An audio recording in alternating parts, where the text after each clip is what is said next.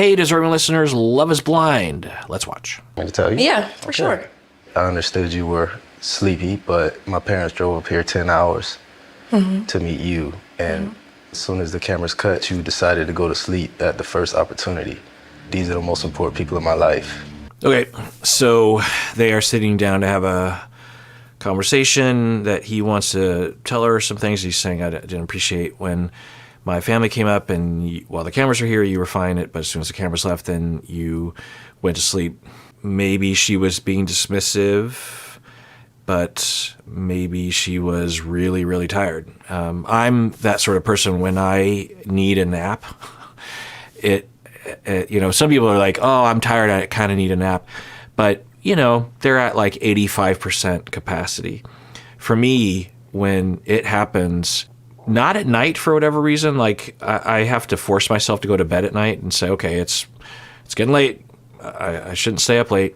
I don't start to get tired for whatever reason, but when I need a nap, which is every now and then in the middle of the day, it's almost like I'm basically asleep, but I'm walking around. Like my brain it does not work. And if I try to make my brain work, it can actually be pretty aggravating. And so if that was the case, then, nature calls in a way. Or was she avoiding? Was she like, oh, I don't want to deal with his family, so I'm going to...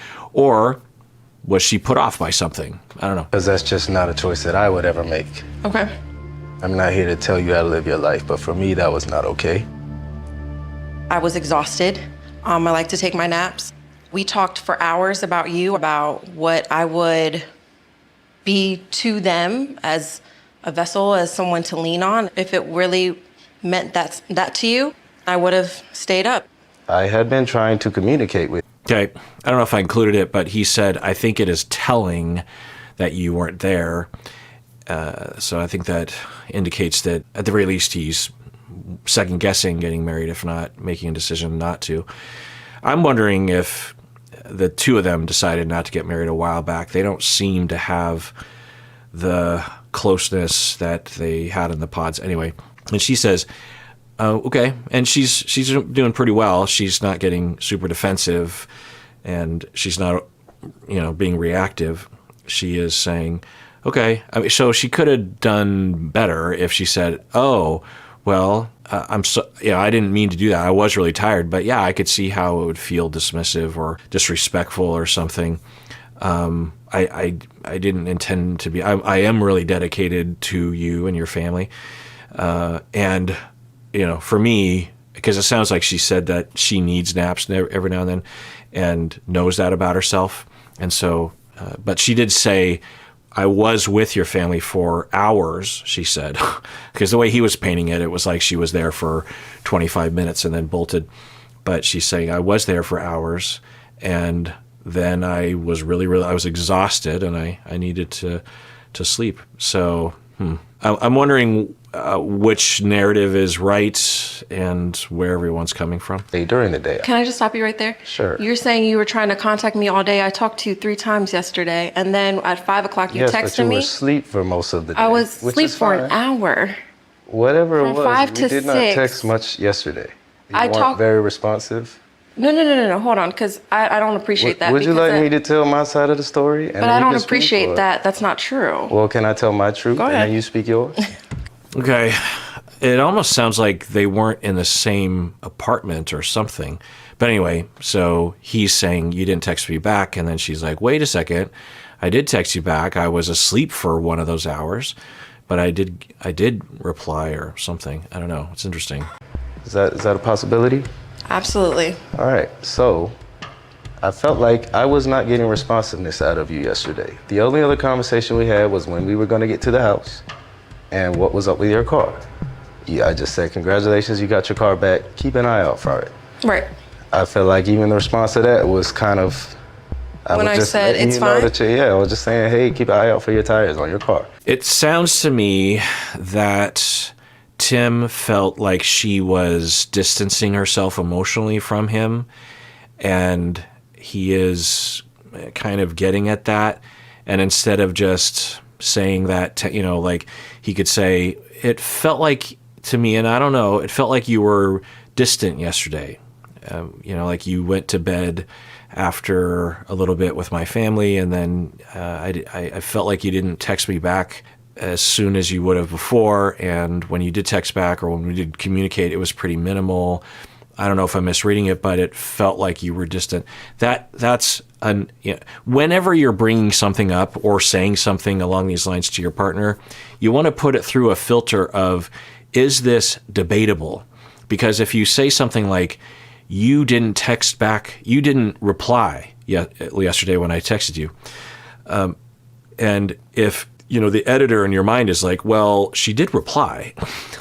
Or another thing that's really common is to say, you never listened to me. Okay, well, that's not possible. That they've literally never listened. Now, some people say, well, I say never, not meaning they never, meaning that they don't do it very often. Okay, well, then just say they don't do it very often, because then you won't get bogged down in arguing about the word never. Because if you say, you never listen to me, then your partner's going to be like, what? I'm listening to you right now. I'm always listening to you. And then I'm always listening, So I don't know if that's what's happening right now. I don't know. I'm always looking for signs.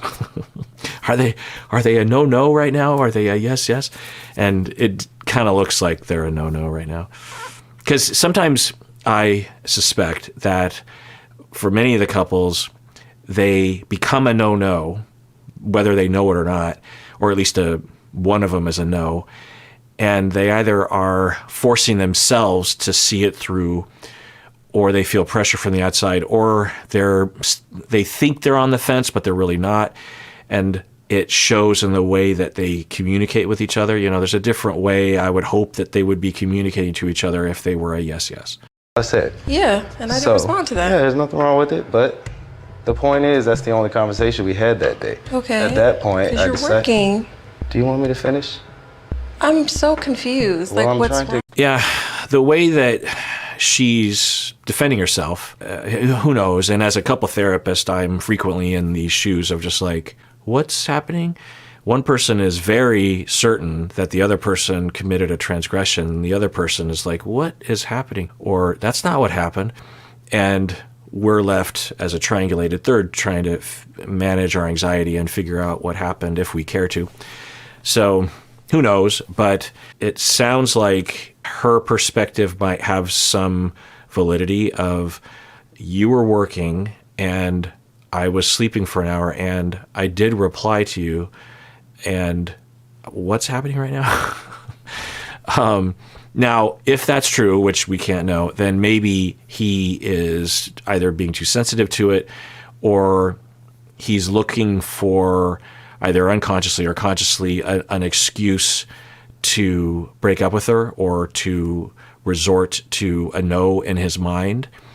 It kind of has that look to it. Or she is misrepresenting what happened and she's acting innocent in front of the camera. I don't know. What do you think? Would you rather explain? Go for it. All right. By the time you called me, you were ready to talk to me on your time. And at that point, I feel like if I haven't been talking to you all day, and now I don't feel like talking, you don't get to dictate that now we get to talk on the phone. Okay. When I went to work yesterday, it's a long day. I'm interacting with people all day. So, yeah, it's not promising regardless of the yes-no situation. He's saying that, okay, then finally, at the end of the day, you called me and I didn't want to talk and you don't get to dictate. Now, there's based on the past that we've seen, she can exhibit a lot of power play in relationships. So maybe that's what was happening or something else. I don't know. But we're going to hear her side of the story. I called you and I let you know what was going on in the middle of the day. And then I even texted you when my car was back. And you're like, make sure your car is okay. I said, it's fine. And you're like, yeah, we'll just make sure your tires are good. I didn't respond. Okay, I see, I read it and I received it. If you don't communicate that, hey, this really bothers me that you didn't respond, how am I supposed to know? Okay. Yeah, I don't see the problem. he's not disagreeing. Now, maybe he will. Maybe he's just being quiet to give her the space to talk. Maybe he'll say that, but that's not what happened. Da, da, da. I'll also mention that people have different ideas of texting etiquette. Like, I have a younger cousin who sometimes, when she texts me, I will just, she'll be like, I'm going to be 5 minutes late or something like that. And I just text with the letter K. Okay, it's fine. And she gets angry at me. It's like, because to her, that's dismissive or angry or something. To me and my wife, that's how we've always texted with each other. And, okay, got it. What do you want me to say? Thank you for informing me that you're going to be 5 minutes late. I mean, by the time I get done, you'll be here already, But I understand that other people, culture, the way that things are communicated, emoji work, that kind of stuff. Or I've also heard from some people that if you include a period in your text, then it is seen as a hostile act. Like, I'm going to be 5 minutes late, period, is sent as like, I'm going to be 5 minutes late. I'm guessing, well, I don't know. I suspect not many people take it that way, but I've heard from many people that it is that way, where if you include punctuation, then it is considered. But, I think it's also an age thing. Who knows? But the point is there's different ways. So maybe it was some of that. Maybe for him, there always should be some nicety in terms of a reply, and to not get that is interpreted as this firm, hostile, angry act. I don't know. Then when you called me, I was asleep because I had been running around all day. So I took a nap, and then that's when I called you immediately. You said, I don't want to talk on the phone. Okay, well, maybe if I express to him that I do like talking on the phone, maybe it will change. No, it didn't. And it wasn't me trying to dictate. I was just trying to explain to you, hey, this is what I like. Okay.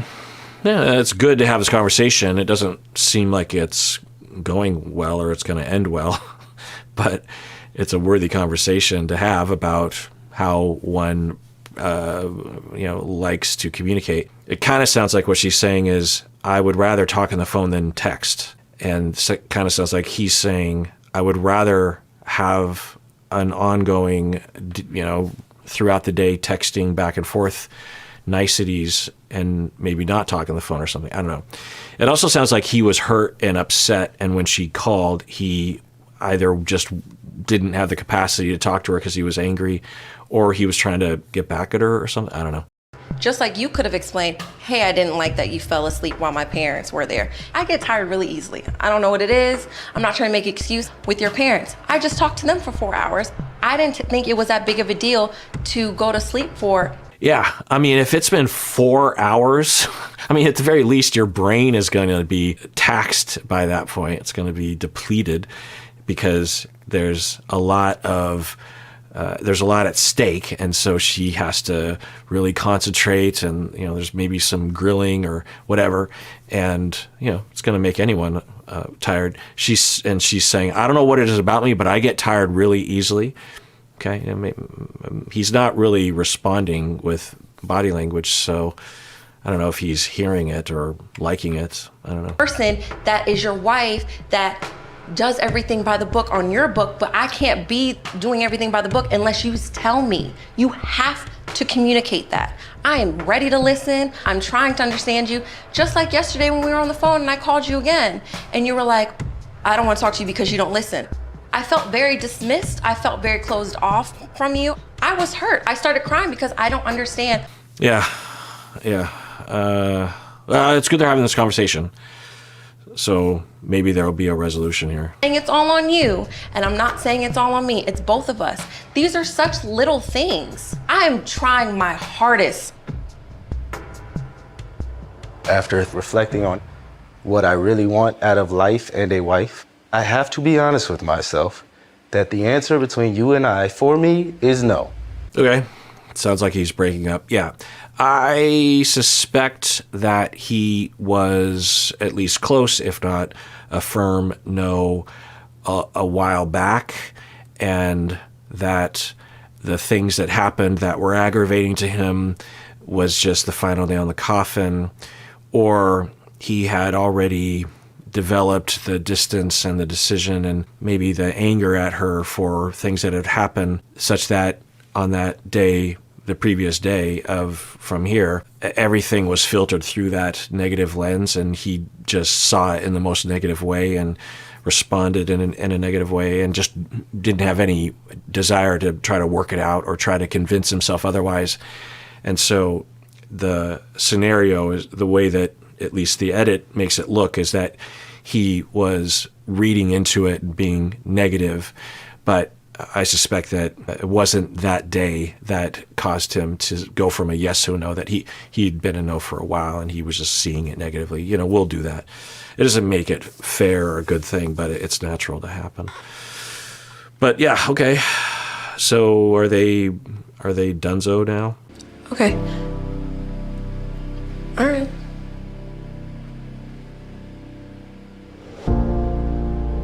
I mean, if your mind is made up, I have many words to say on what you're saying. I'm here to listen. Huh? I'm here to listen if you would like to. Okay. So, yeah. She's taking it well now. I suspect she suspected he was a no, and or she was also thinking about being a no. That's just a guess. But Are you listening just to hear, or are you listening as an open mind to move forward? I'm Because you listening just said, to understand. I'm always listening to understand. I mean, is your mind made up? That is what I said, yes. Okay. All right, cool. Okay, well, it sounds like she wasn't a no, or wasn't only a no, because it sounded like she was actually trying to see if he'd be open to changing his mind by her trying to work it out with him. So that's interesting. Yeah. Yeah, I mean, from pretty much the beginning of them seeing each other in person, it didn't, at the very least, it didn't look like a good match, and might look like there was a fair amount of toxicity between the two, maybe even abuse. I told you I was going to take this experiment to the very end, and I did not take you meeting my father and getting him that emotional so lightly. How dare you do that and then just throw it away after 2 days? It's literally been 2 days since you did that, and now you're ready to just throw it away because I felt. It was interesting when he was talking with her family, and it was a very sweet scene that we saw, and had a lot of interesting moments. I didn't publish my reaction to it. I was just watching. But I remember thinking at the time, is Tim in this relationship? Because I would imagine that he's at least a maybe at this point, and to really pull his family and her dad into this emotional vulnerability and expectation of the future, you know, but maybe for the Tims of this show, they're like, well, I think I'm at 60%, and we do have this meeting with the parents set up. You know, I think under normal circumstances in the real world, they just wouldn't, meet up with the family. And if they did, they wouldn't like talk about, can I have your daughter's hand in marriage kind of talk, you know. There wouldn't be this really intense need to get a blessing from one's parent, you know. So so there's that. But yeah, I did wonder. I'm like, I remember thinking, I think that Tim is going to eventually break up with Alex, and because of the scenes where we see people getting blessings, like that one was really an extension of the family members. You know, they were really handing themselves over, and it was very emotional. And usually those scenes are they only happen when the couple actually is legit yes and legit gets married in the future, you know. So that was one of the times I'm like, you know, is there a way you could? But I was wondering like how Tim would have. Let's say that he was a maybe at that point. Like, what do you do? what do you do with that? Do you tell the family, yeah, I'm still kind of a maybe? Yeah, I don't know. Yeah. Asleep, and because I didn't text you, Honestly, yes, I took that for your father very seriously. nothing has happened to actually do the work to give it a shot. I feel like you don't even see the things But that have I'm you trying tried? to do. Absolutely. With The what? night, well, would you like me to answer? Yeah, for sure. Am I gonna get to speak? Absolutely. All right. So he's been doing this throughout the conversation. On one hand, I understand. On the other hand, it seems a little out of place. But I'm also wondering if he knows by experience that if he doesn't draw that boundary, then she will interrupt and overtalk him, and he won't be able to talk. It kind of has that look to it. But in terms of this scene, it seems like he's doing it too much. But there's nothing wrong with saying, because he did listen to her when she was talking. So, there's nothing wrong with taking turns. But sometimes I feel like it's not necessarily a hard and fast rule that only one person has to talk at a time. Like if someone wants to chime in just for an asterisk now and then, it doesn't ruin everything. But in a tense situation, if you're going to default to something, one at a time is probably best. You didn't even notice. Because I was asleep. What do you want from me? I don't think you realize how much work I put in to do that. For when we cuddle? met no, for your family. I woke up at 8 a.m. and went to the grocery store and had to hunt down a bunch of stuff, season meat, figure out the grill, do all that was work. And after that, I came back and did the dishes. If you sat here and grilled a whole meal for my whole family and I come back to dishes in the sink, I'm not gonna ask you. Yeah, maybe there's some relatability. I'm having a hard time relating to what he's saying. On one hand, I think that it's rational and understandable if he's like, I put a lot of effort into the day with her family, and she didn't put as much effort into the day with my family, and that hurts. Okay. But I'm guessing that he either unconsciously or consciously was looking for, and we'll do this, when we are thinking about breaking up with someone, we feel like we aren't justified in doing so, or we will feel bad and ashamed of the hurt that we're going to make someone else feel. And so we will look for ways to protect us from that shame and from that worry. And one of the ways that we will do it in a dysfunctional way is we will engineer or interpret or cherry pick things to say, that's why I'm breaking up with you, because of that thing, when it's not really that thing. It's something else. And, I'll talk with clients sometimes and say, you don't have to say why you're breaking up, really. You don't have to have a concrete analysis or that moment, You can, it's, I think, perfectly fine to say the truth. For some people, it's that they don't know when it was, but at a certain point, this feeling started to grow, or a feeling started to go away, or something. This change started to occur, and it was slow, and it was pushed forward by particular bad moments, and pushed forward by the lack of connection, or the normal day in and day out kind of stuff. But then at a certain point, I just realized that I did not want to be in this relationship anymore. And I could point to particular things that annoy me about you, and you could point to things that annoy me, that annoy you about me. But the fact is that at some point, that feeling, that motivation that I had in the beginning, I just didn't have. And I started thinking what it would be like if I was with someone else, and I thought about it, and I tried to change things around, and it just didn't work. And I don't know why. I can't really tell you why, but I just don't want to be in this relationship anymore, and I'm sorry. That's okay. The reason why I put this forward is because a lot of people don't feel confident in that narrative, and they will cherry pick things, and in doing so, it's confusing to the other person, because you're thinking, you're breaking up with me because of that? Like for her, she could be like, wait, so you're breaking up with me because you woke up at 8 a.m. and cooked lunch for my family and I didn't? What are you talking about? It can really screw with, it can be confusing. It can also really screw with someone's mind.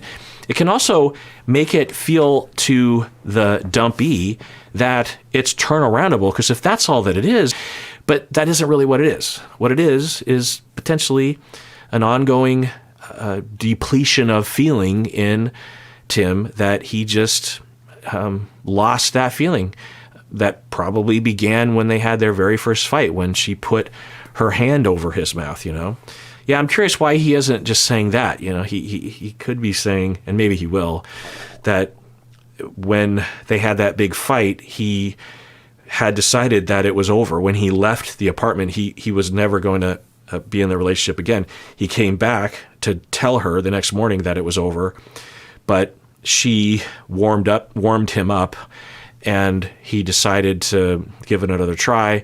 Things seemed to be a little bit better after that, but if I really think about it, I wasn't really, my heart wasn't in it after that big fight, and I'm just cherry picking things that have been happening recently.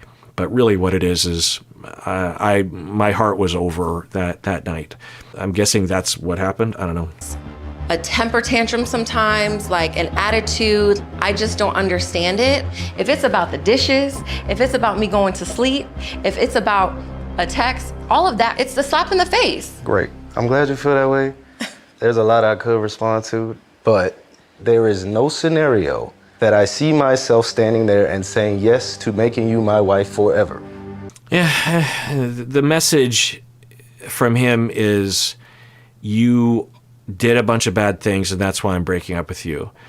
And I'm just wondering if the foundation of all this is the way that you talked to me that one night. I just can't let go of that, because you just got to figure that is a bigger presence in his mind than her not doing the dishes, or her not cooking food for his family, or her taking a nap after talking with his family for 4 hours. So, but I don't know. What do I know? And with that in mind, I'm glad we can at least agree that I don't ever want to see you again. Yeah, maybe she deserves this very harsh breakup because she didn't text him yesterday and took a nap after talking with his family for 4 hours. But I'm guessing that either he is having a hard time breaking up with her in a different way, because there's a lot of different ways he could have broken up with. It looks like he was planning on breaking up with her before they even sat down to talk. So he had time to think and plan, and so there's other ways he could have broken. Or he did have a plan and he got overwhelmed because of the situation, and he got overwhelmed maybe because of the pain of what she put him through. Maybe not only that one time, but other times. Or, I don't know. Or he does have a way of talking to people that is not very flexible or something. I don't know. But it's rare that I will witness or hear about a breakup from either person's position where I'm thinking everything went perfectly. Almost all the time, breakups are messy and difficult and flooded, and and this is why I typically, and I'll apply it here as well, that if both people are up for it, that there be some other conversations after the breakup.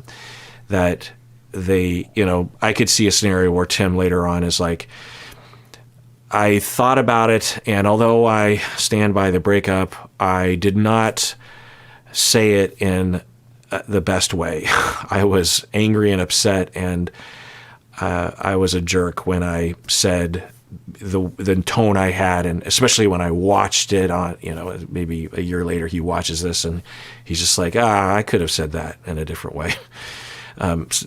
Because you're taken away in the moment. It's hard to navigate it. So I'm wondering if he'll feel that way about it. This was nice. I wish you the best of luck. Oh yeah, you lit the match. There's nothing you can Wow. do. But that's what happens when you play with fire. And maybe some people will say, hey, she was abusive. There's signs that she was abusive when they were in Mexico, and she doesn't really deserve him being nice in this moment. He wasn't abusive. He didn't insult her or yell at her or anything. He was just extremely firm about the breakup. So, if we put that, and we don't really even know what happened because the camera wasn't there. We just heard him talk about it. But if we have a version of that fight that they had in Mexico as her being abusive to him, and we match it up with his behavior now, then we might say, okay, makes sense. But since the show has many intervening moments that make it look like they had repaired everything, which I don't think they had, then this scene doesn't seem to match up with what we've seen more recently.